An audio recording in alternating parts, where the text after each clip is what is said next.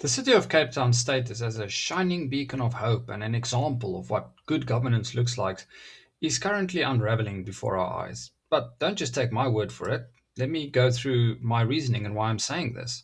For one, the city lost its clean audit status, which is always the thing that they've been so proud of. And ironically, now the government started changing the words. They always used to say we had a clean audit, and now they're saying we have an unqualified audit. Nothing has changed. But did you know that the cities of Joburg and eThekwini or Durban also have unqualified audits? So this leaves Cape Town in the same situation as what Joburg and Durban are. Not exactly such a shining beacon of hope. This obviously happened in Cape Town because there were a bunch of irregularities with tenders and the process of giving tenders. Does that sound familiar? It kind of seems and sounds quite a lot like the other cities in the country. Even though we have not the ANC in our government, they still seem to be acting quite a lot like the ANC. Secondly, we are being taxed to hell in Cape Town. As previously stated and determined, in Cape Town, we are paying higher taxes than what people in Europe are paying, like London, Paris, Rome, and Berlin. Yes, we are paying higher taxes than them. And even though we are already paying such high taxes, the government decided to add extra tax, let's call it a middle class tax, by increasing the amount that we pay for services such as water and refuse collection and linking that to the value of your property as opposed to your actual consumption. This, of course, was found illegal by courts and it was struck down. And now the government has to come up with another plan to plug the holes of their budget, which frankly is not a budget, it's a fantasy. So, we are going against the wishes of the taxpayer, we are going against the wishes of the court, and the court has to intervene to protect us ratepayers here in Cape Town. Thirdly, um, the government has gone and changed their bylaws in order to do illegal stuff. So, according to national legislation, um, anyone who serves on a municipal tribunal, planning tribunal, should only be allowed to serve 2 terms of 5 years, limiting it to 10-year terms. Now, the city gone and changed their bylaws, which would enable them to allow these people in the MPT or Municipal Planning Tribunal to stay on for longer than 10 years, going directly against um, the idea of what the legal framework was given from national law.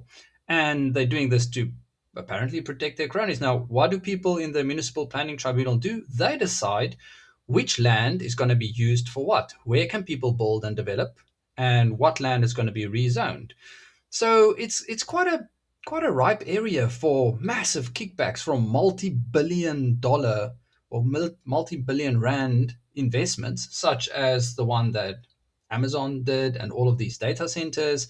And for some reason, the government is keeping their known entities in there, even though it goes against national legislation. I'm sure this will be still challenged in court and will be fined unlawful as well.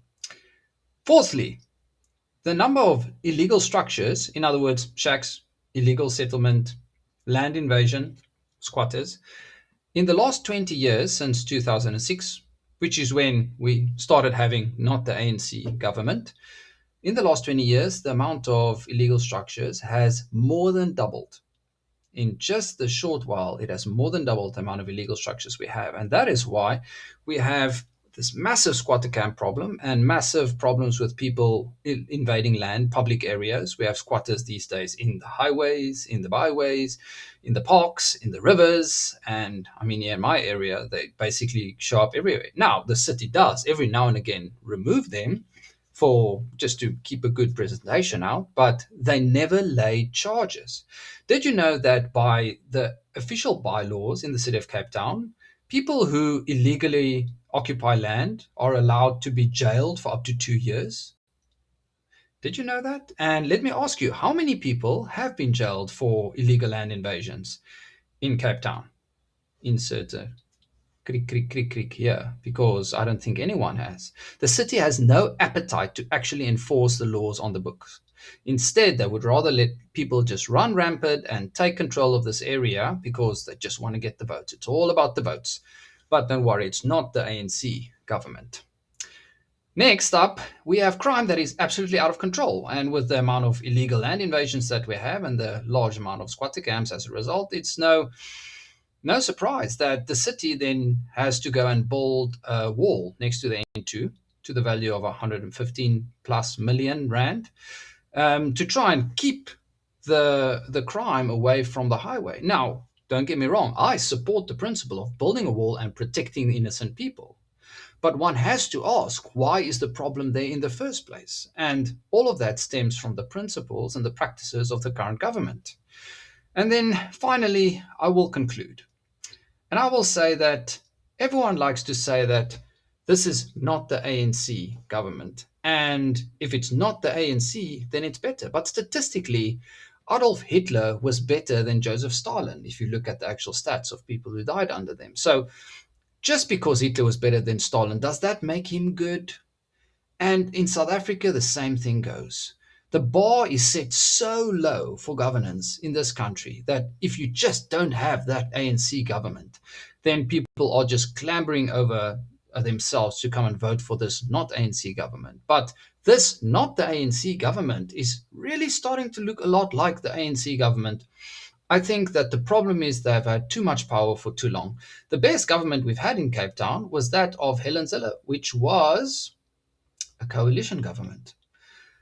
And in a coalition government, you have multiple parties keeping each other accountable, looking over each other's heads and shoulders and being like, what are you doing? Why are you doing that?